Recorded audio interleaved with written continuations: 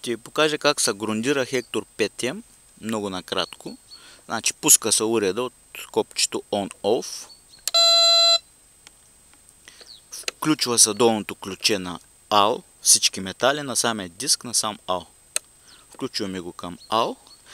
Слагаме прага съвсем леко да се чува или на прага на ръба. На звука. Ето така. Започваме да помпим.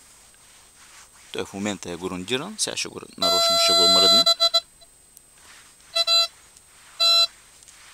Имаме сигнал надолу. Нагоре нямаме, надолу имаме. Когато имаме надолу грунт, дигаме нагоре сигнала. Сега сигнал мина нагоре, надолу нямаме, нагоре имаме. Като имаме нагоре, смъкваме грунт надолу, лекичко. Ето. Като изчистите грунда, превключвате на диск.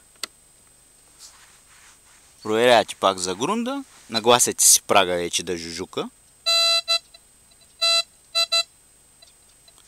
Диск, въртите диск, докато вземе да мига и този светодиод. Не да свети постоянно, а да мига. Така трябва да е дискриминацията.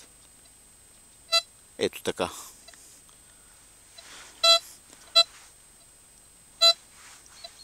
Ето, грунда е изчистен. Тук сме на сметище, има много бокуци. Малко трудно се чисти, но ето. Грунда е изчистен. Цветен сигнал. Сега ще ви покажа как работи. След като се изчисти грунда,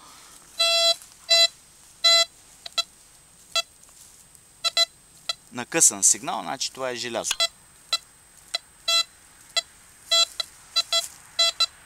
Друго желязо.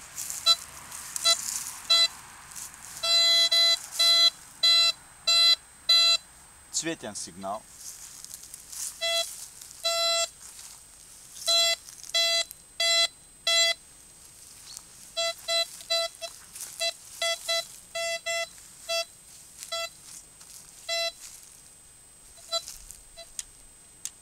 Където е чисто, мълчи.